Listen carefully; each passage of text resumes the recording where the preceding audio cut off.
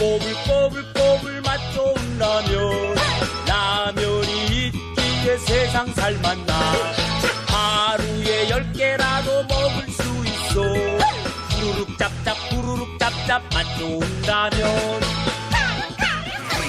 내 피땀 눈물 내 마지막 춤을 다 가져가.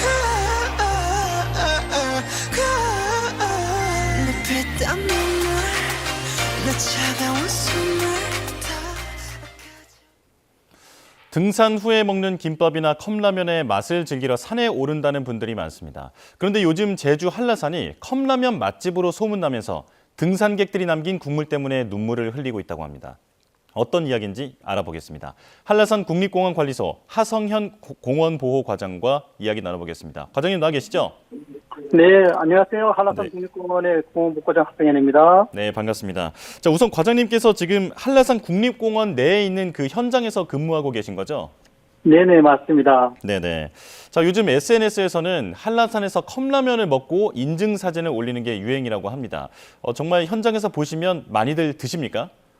네, 우리 현장에서 보면은요, 많이들 드시는데, 우리 한라산이 한 해 약 100만 명 이상이 오거든요.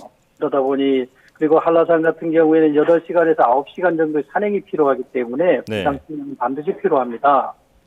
그에 따르다 보니 이제 라면도 덩달아 늘어나는 것 같습니다. 네. 근데 이게 예전에는 매점이 있었다고 하던데 매점이 있었을 때는 더 혹시 많이 드셨습니까? 매점이 있었을 때는 저도 마찬가지 그때 어릴 때였는데요. 라면을 먹기 위해서 저도 산행을 했었어요. 아, 예. 근데 요즘은 2022년도에 이제 매점이 폐쇄되면서 그때보다는 안 하죠. 아, 네네. 자, 그래서 이제 컵라면을 먹는 등산객들이 늘면서 한라산에 음식물 처리기까지 설치를 했다던데 어떻습니까?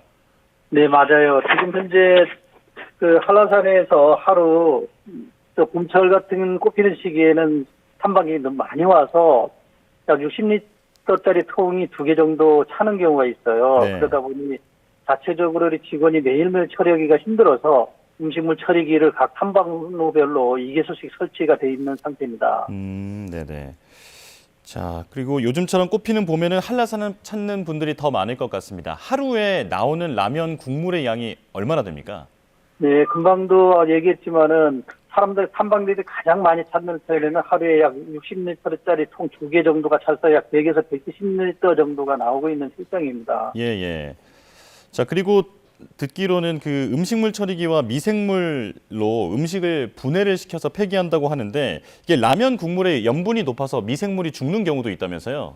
네, 과도하게 라면 국물이 나온 경우에는 라면에 염분이 많잖아요. 그러다 네네. 보니 이제 미생물이 죽어서 솥밥에 다 굳어서 이제 그거를 다 분해하고 하려면은 많은 인력과 예산이 소요되고 있는 실정입니다. 네네.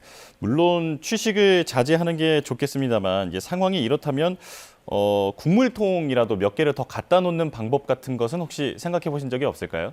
네, 그래서 이제 국물통을 우리가 추가적으로 5개를 더 비치해 보고 있어요. 네네. 그래도 적절히 그 음식물 처리기에 분배하지만은 그것도 한계가 있네요. 네, 알겠습니다. 자, 그렇다면 이렇게 버려진 라면 국물이 한라산 토양에 어떤 영향을 주는지 알아보겠습니다. 자, 흙 위에 라면 국물 좀 버린다고 뭐 큰일이 나겠냐 이렇게 생각하시는 분들이 많을 것 같은데 이게 한라산에는 동물과 마찬가지라고 들었습니다. 어떻습니까? 네, 맞습니다. 그 라면 국물은 우리가 알다시피 라면 국물을 버렸을 때는 흙이 그 삼투압 작용에 의해서 라면 국물이 굳으면서 흙이 굳어버리거든요. 아, 그러면 네. 이제 그거를 정화하기 위해서는 많은 산소가 필요해요. 그러다 보면 이제 토양 속에 사는 호기성 식물들이 산소가 필요한데 라면 국물이 뺏기다 보니 산소가 그래서 이제 많은 토양이 오염되고 그런 현상입니다. 네. 또 그리고 이 음식물 냄새를 맡고 그 까마귀나 오소리 같은 동물들도 이곳에 찾아온다면서요. 네, 맞아요. 옛날 우리가 한라산에서 라면을 팔 때에는 한라산이 전체적인 까마귀로 인해서 많은 민원이 생겼었어요. 그런데 이제는 라면을 안 팔기 때문에 많이 이제 해소는 됐지만 그래도 많은 사람이 찾으면서 이제 라면을 휴대해서 오다 보니 그래도 좀 피해가 있어서 우리가 이런 캠페인을 실시하게 되고 있습니다. 예, 예. 자, 그리고 조금 전에 저희가 그래픽으로도 한번 정리를 해서 보여드렸는데 이게 라면 국물만 문제가 되는 게 아닌 것 같습니다. 맥주나 사이다도 상당히 많은 물이 있어야 희석이 되는 것 같은데 이걸 버리는 분들도 많잖아요. 이건 어떻게 처리하고 있습니까? 지금 맥주나 사이다 같은 경우는 우리 맥주 같은 경우에는 사실 음주는 한라산에 전체적으로 금지가 돼 있어요. 아, 네. 그렇기 때문에 이런 문제는 없고요. 사이다 같은 경우에는 크게 버리는 사례는 별로는 없습니다. 그렇지만 우리가 라면 국물을 버렸을 때는 라면을 정화하기 위해서는 라면 국물 버리는 양의 약 7,300배의 물이 필요합니다. 정화를 예. 완전히 하는 데에서는. 이런 부분 때문에 우리 탐방객들이 많은 협조가 반드시 필요한 실정입니다. 네. 자, 그리고 이 육상 생물, 그러니까 식물이나 곤충 혹은 어떤 작은 동물들뿐 아니라 수상 생물들까지 피해를 보게 된다고 하는데 이건 어떤 얘기입니까? 네, 맞아요. 우리 라면 국물들이 이제 물로 이제 우리가 흐르는 물로 들어갔을 때는 라면 국물을 정화하기 위해서 금방 앞서서 얘기했지만은 약 7,300분의 물이 필요하거든요. 네. 그러면 반드시 이제 산소가 이제 반드시 필요한 겁니다. 그러면은 그 라면 국물을 정화하기 위해서 산소가 이제 반드시 이제 정화하는데 산소를 빼앗기기 때문에 수생식물도 그만큼 산소를 흡입 못해서 많이 죽고 있게 되는 거죠. 네네. 자, 지금 과장님 말씀처럼 일단 간편 취식이 허용돼 있는 상황이기도 하고 그리고 등산하고 나서 먹는 라면이 그렇게 맛있지 않습니까? 네, 맞아요. 그렇다면 이렇게 그 환경을 지키면서 라면도 맛있게 먹는 방법은 없을까요? 네, 그래서 우리가 생각하는 것이 한라산에서는 라면 국물을 남기지 않고 다 먹었을 때가 가장 좋거든요. 네. 그래서 우리가 생각하는 것이 한라산에서만큼은 라면을 먹을 때 수프량과 물량을 조정해서 먹으면은 전부 다 이제 다 먹고 내려갈 수 있고요. 만약에 네. 남는 경우에는 자기가 가져온 물통에 라면 국물을 받아서 내려가서 집에서 처리한다면은 그 이상 좋은 수가 없겠죠. 네네. 자, 그리고 그 라면 국물뿐 아니라 이건 많은 분들이 아마 잘못 알고 계신 분들이 많을 것 같은데 과일 껍질은 썩으면 비료가 된다면서 쉽게 버리곤 하거든요. 그런데 과일 껍질도 방부제가 묻어 있어서 버리면 안 된다면서요?